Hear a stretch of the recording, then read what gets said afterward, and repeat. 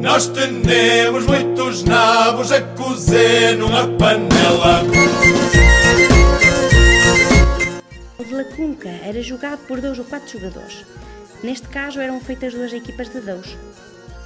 Para jogar este jogo era necessário um lacunca por jogadora, pedra em seixo, pissarra ou cantaria, a panastrada, o jogador podia tirar ainda uns 25 metros.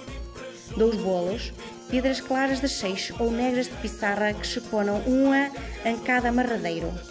2 amarradeiros, sítio de onde se ponam os bolos afastados 20 ou 25 metros um do outro. Como se joga com 2 jogadores?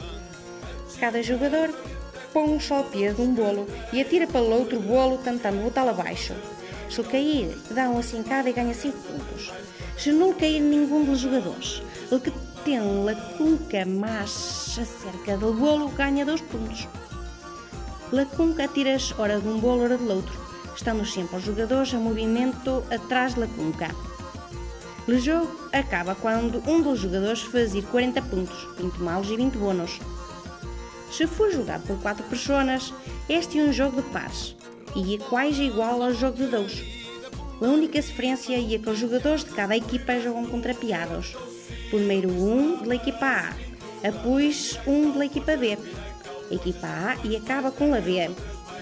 A equipa que bota primeiro e ela que ganhou os pontos na mão trajeada.